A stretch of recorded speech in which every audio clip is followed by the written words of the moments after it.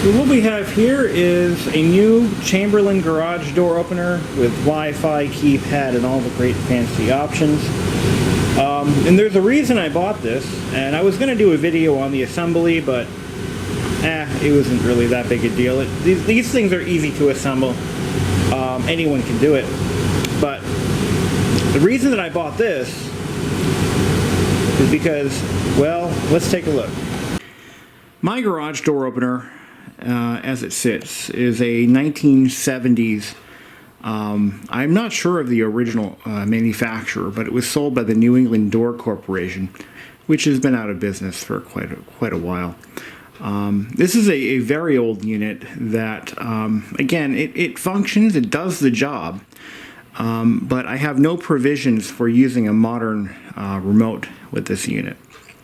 I've actually removed the wireless remote receiver because they're very prone to interference with everyday household items. Not really sure what the actual frequency this thing runs at is, but I assure you it is the least secure method of closing a garage door imaginable. I've heard stories where, you know, back in the day when every house in a neighborhood like this had a unit like this one person opens his door and like 3 of them open at the same time. You know, or the kid's out in the driveway playing with his RC car and the garage door goes up and down. I mean, they're really prone to interference. They're from a bygone era, pretty much dead.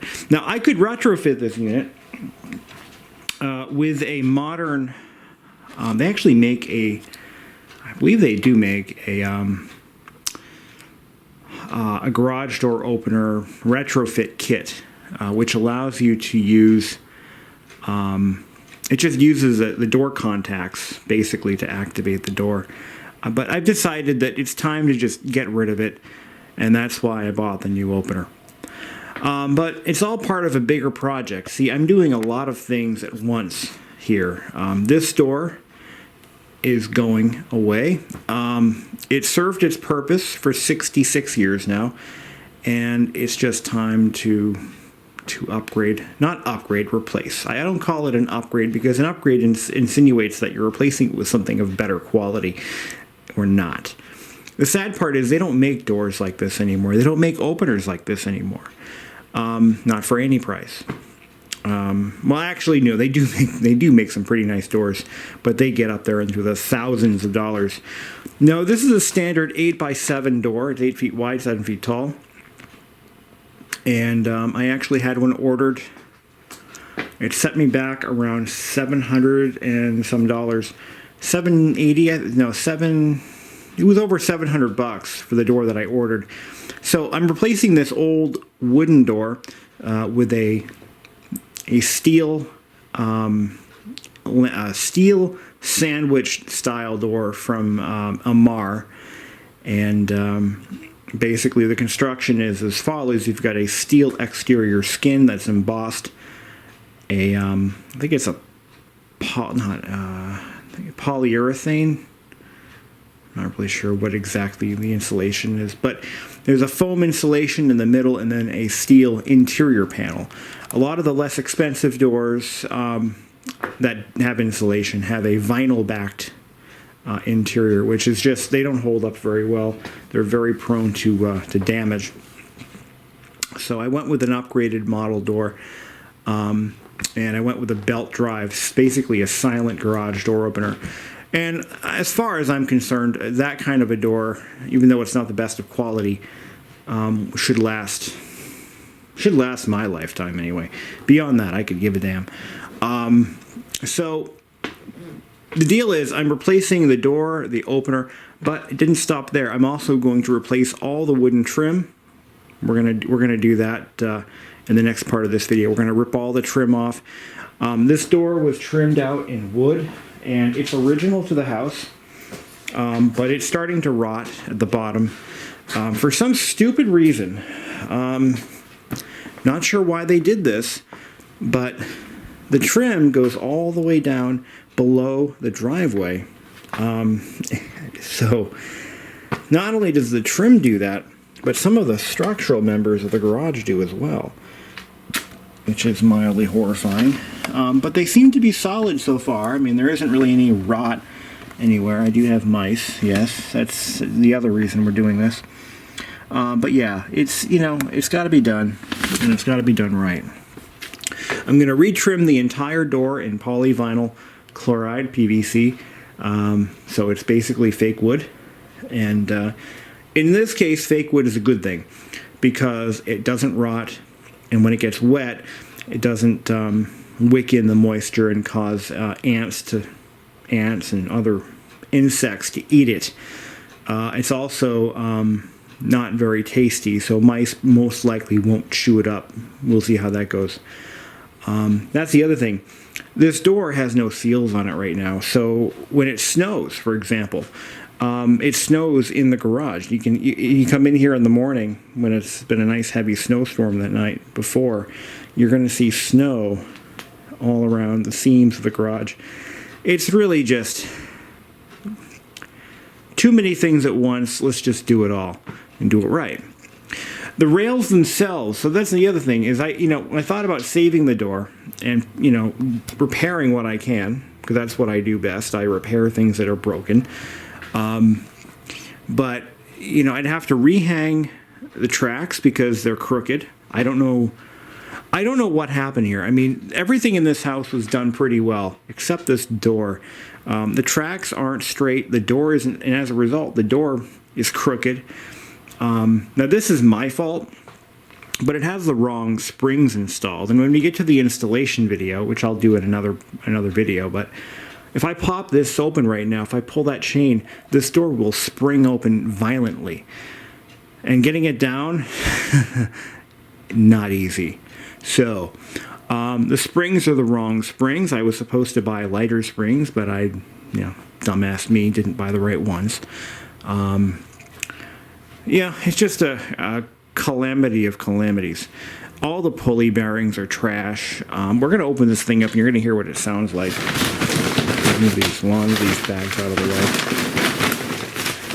way. Let's open it up. Here we go.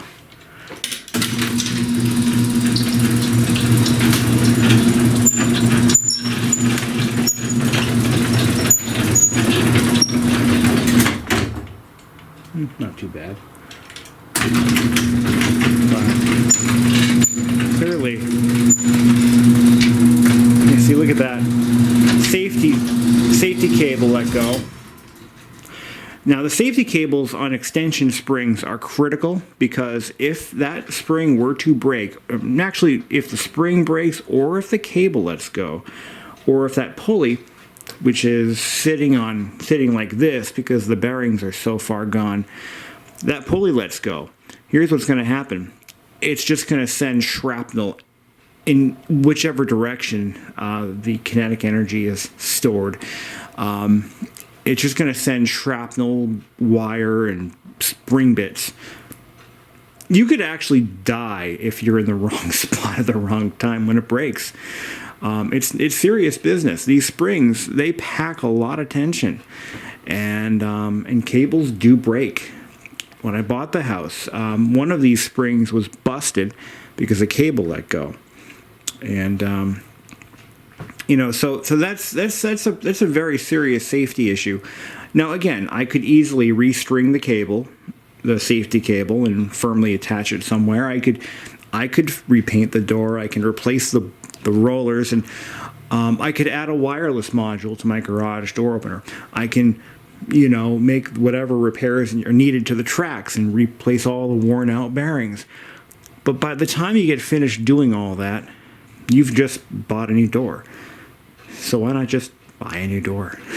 And that's where I'm at. Okay, moving along. Another problem with this garage, there is a space issue, that being a lack thereof. So I need to solve that problem, and I need to solve it now. It's almost ridiculous how little space we have. Little backstory, this house was basically a one-owner house. It was built in '54, and an older couple bought the home. I believe it was a World War II veteran and his wife. They had no kids. I believe he worked at the VA hospital, which is just a stone's throw from here, based on some evidence I found. I found a doctor's bag with his initials on it in the attic. I'm just piecing things together and making a lot of broad assumptions here. But what it means is nothing has really ever been done to this house. They bought the house brand new, and they did nothing to it until they died. And then they left it to a caretaker or family member who rented it out. So consequently, this house hasn't gone through the changes and metamorphoses that a house of this time, of this age, typically goes through. So this garage is basically as built. They never built any shelving except for that. They never lofted the garage. They never did anything like that. They never put in a wall over here. They never did anything to this house. I mean, it is as built. So, which is unusual for a house this old. Strikingly unusual. Typically when houses are flipped, bought, sold many times, these things get done over time. But they did nothing.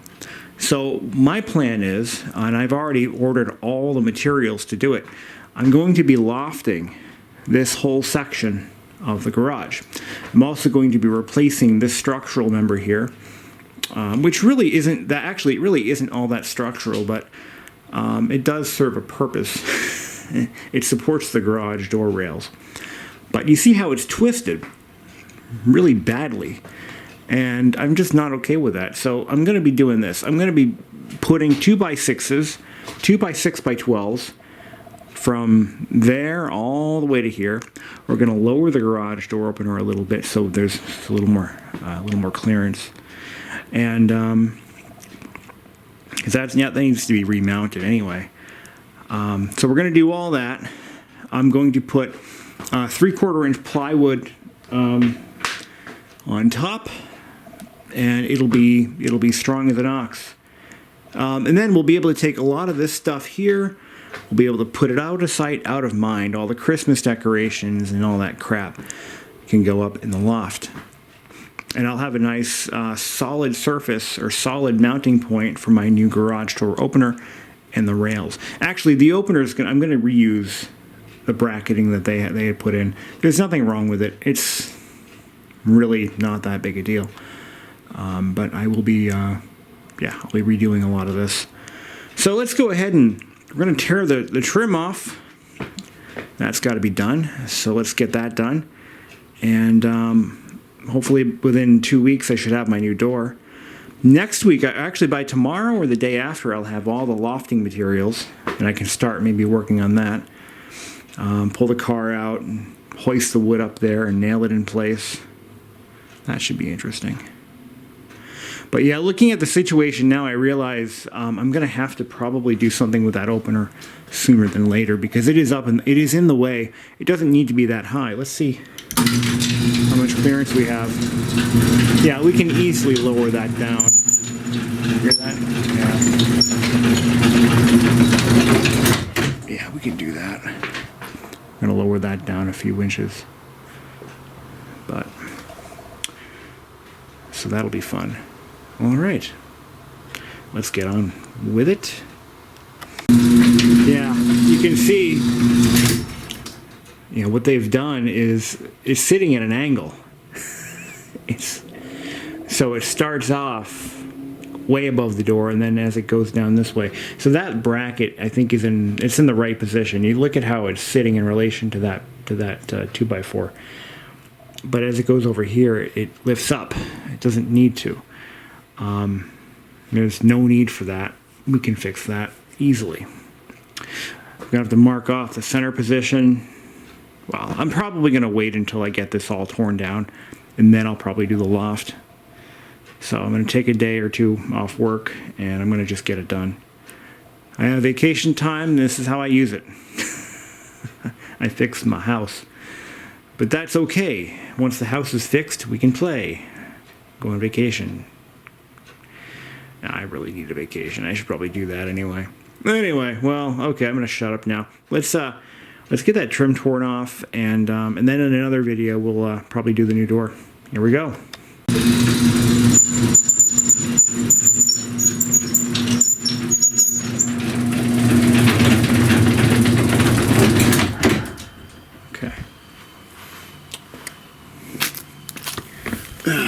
So what's happened is they put the trim right at grade, actually below grade, and it's been wicking up moisture. And this side too. Look at that. So yeah, we're going to rip all that off. Tear it all off. I'm going to keep the trim below grade, but it's going to be PVC, which is rot proof, so it'll be good.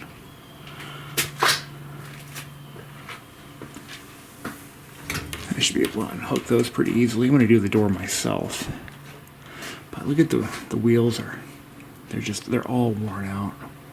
So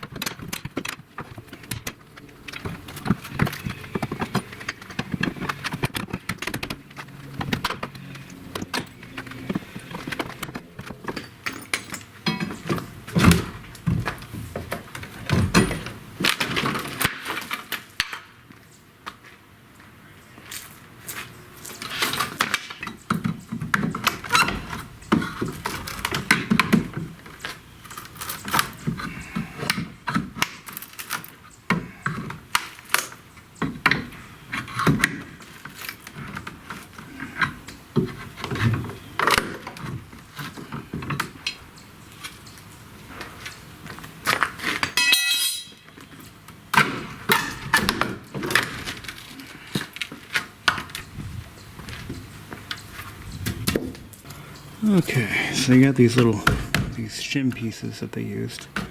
We're going to leave those alone. Just as I thought, there's no real rot down here.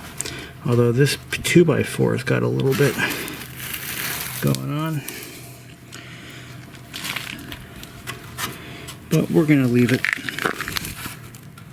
Got a little bit. So that's unfortunate, but it's not rotted totally, and I think it'll be fine. But the siding on this house, the original 8-inch siding is really good shape, which is something that I was hoping to see. This one is not rotted, but it's right at grade. Why do they do that? Why do they do that? That's so stupid. Anyway. Alright, got all the trim off. A lot of sawdust up in there. Now I think most of that is from either environmental or I think what a lot of that is just from the original construction, possibly. Or it could be from wood-boring insects, but I don't see a lot of evidence of the wood-boring insects because they're generally pretty obvious. You would see, holes, but all I see are nail holes. And the wood is pretty structurally sound, so I don't think there's anything going on there. But we'll see what happens. I'm not too worried about it. I mean, wood's solid all around. I don't see any evidence of any boring going on. But, it's time to put the trim up. We're going to do the inside trim, and then we're going to do the exterior. But for the exterior, I'm going to get some wider 5-inch planks rather than the 4.5 that I bought. So I'm going to get some wider planks for the outside. Yeah, that'll finish her up.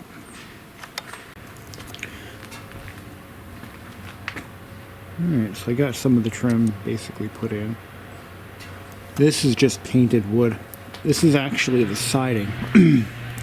But I don't want to cut it out. Don't want to do anything with it. I'm going to leave it, so we're going to cover it with quarter round.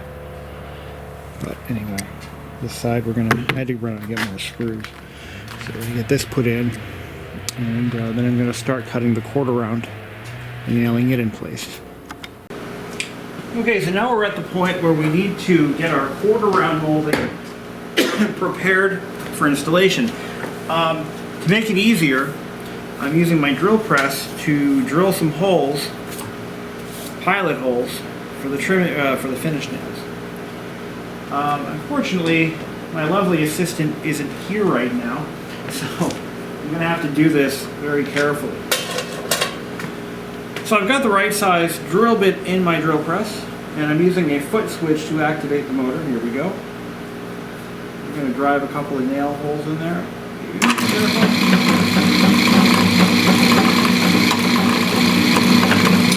Easier if I have my lovely assistant here. That's okay, we'll figure this out. You know what? I'm going to try this end first. This is over 8 feet long, so it's a little tricky.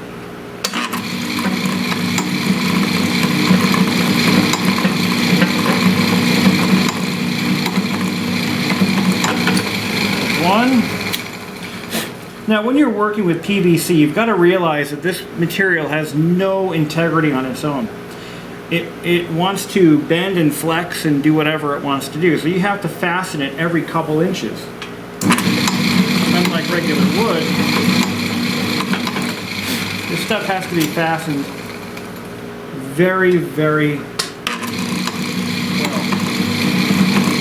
By that I mean it has to be fastened like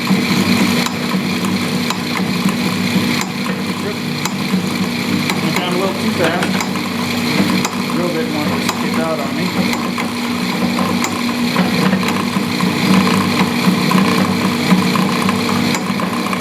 Slow and steady wins the race.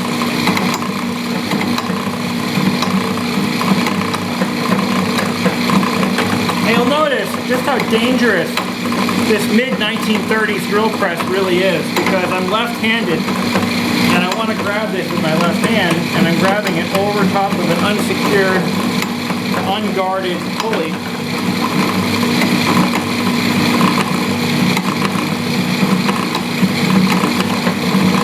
Right, my right hand, there we go. Now the wood is, the trim board is balanced now. I don't have to hold it so well. I didn't measure out these holes, I'm just doing it by estimation.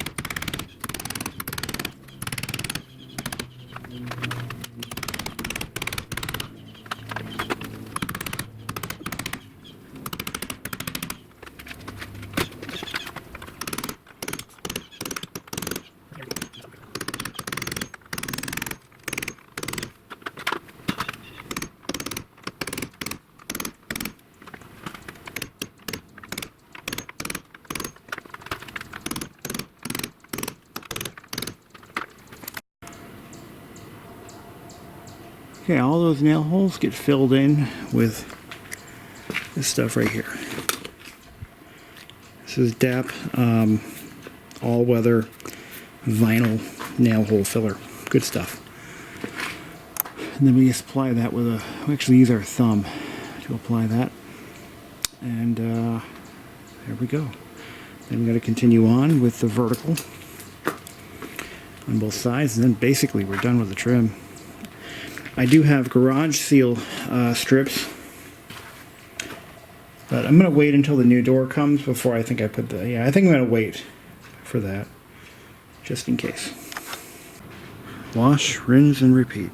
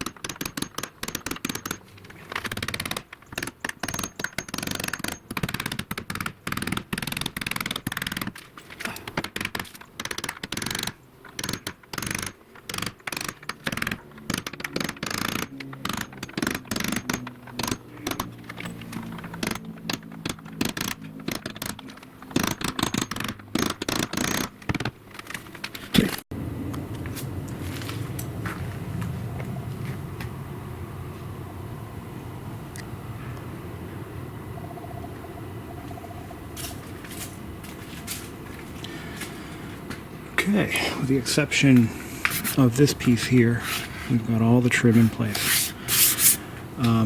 It's getting late. I want to start another piece at this hour, so. And none of this ever requires painting or maintenance. That's the great thing about vinyl PVC trim, is it never requires any maintenance of any kind. So maybe clean it every once in a while. But yeah, I mean, not bad. Not bad. I would have done it differently. So,